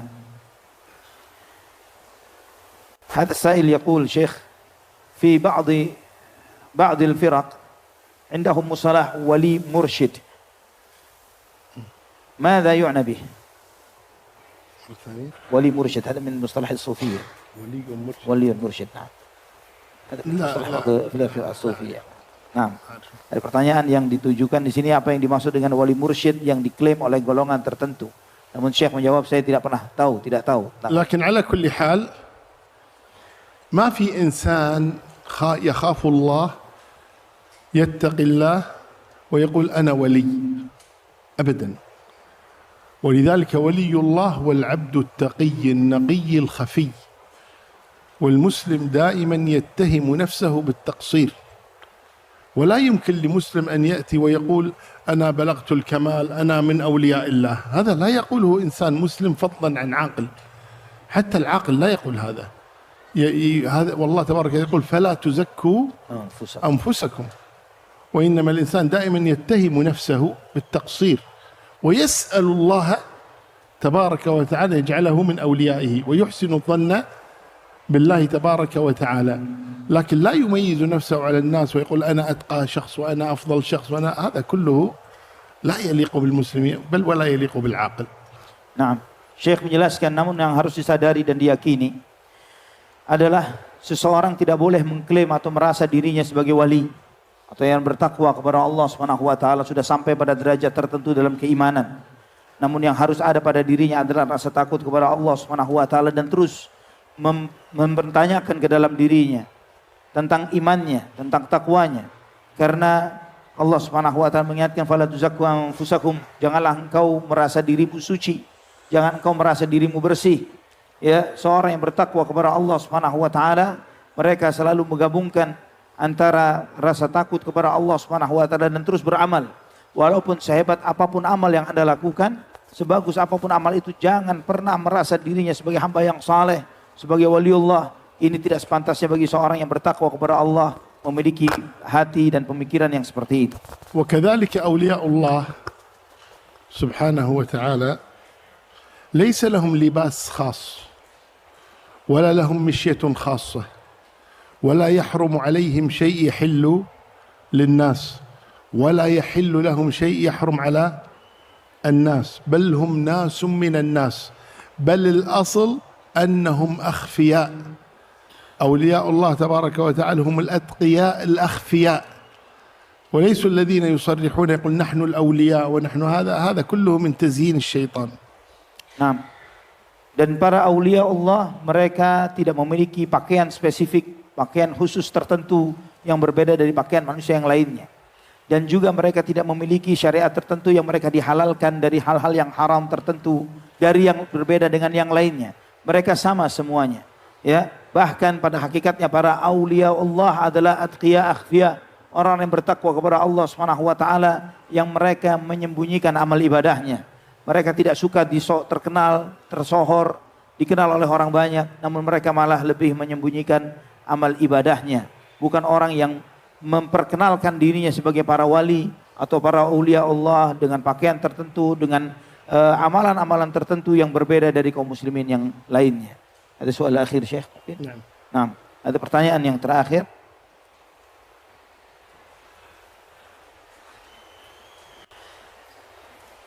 Pertanyaan ini saya terjemahkan terlebih dahulu karena berbahasa Arab. Sebagai umat Islam secara umum dan hidup di akhir zaman, apakah mungkin kita memiliki iman seperti imannya Abu Bakar dan Umar dari sahabat Rasulullah SAW yang lainnya? Dan jika tidak memungkinkan hal itu, maka kira-kira amalan apa yang bisa mendekati amalan para sahabat Rasulullah? Hada sa'il yaqul nahnu ka ummati ar-rasul sallallahu alaihi wasallam, ummati Rasulillah sallallahu alaihi wasallam fi akhir zaman.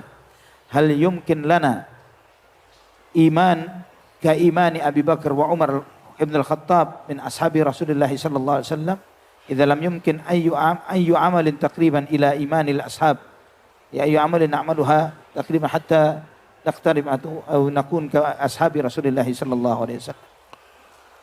بسم الله الرحمن الرحيم. لا يمكن لأحد أن يبلغ منزلة أبي بكر وعمر وعثمان وعلي بل وأصحاب النبي صلى الله عليه وسلم جميعا، لا يمكن. وهذه منازل اختص الله بها أصحاب النبي صلى الله عليه وسلم.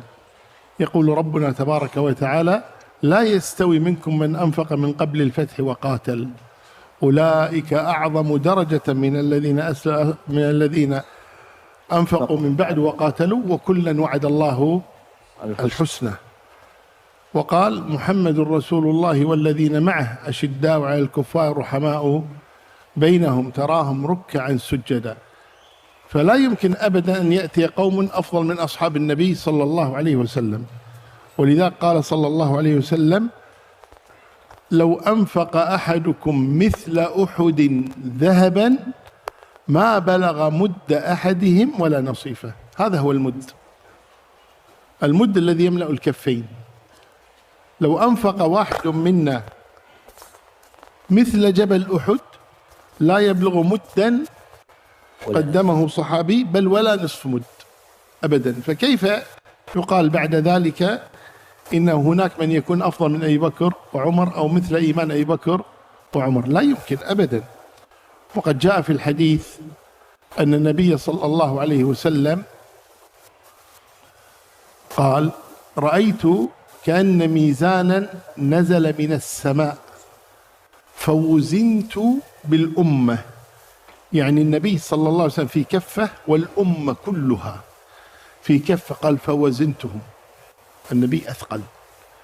قال ثم وزن أبو بكر في الأمة فوزنهم، ثم وزن عمر بالأمة فوزنهم.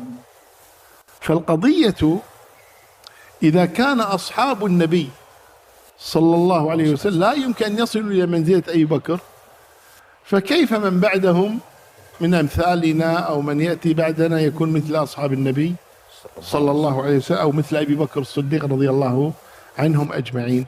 فهذا لا يمكن. ولكن سددوا وقاربوا. يقول يقول طاووس بن كيسان اليماني التابعي كان يصلي الليل ويتعب من الصلاة، فكان يضرب رجله بيده، يضرب فخذه ويقول تحملي، ثم يقول أيظن أصحاب محمد أن يسبقونا إليه؟ والله لنزاحمنهم عليه.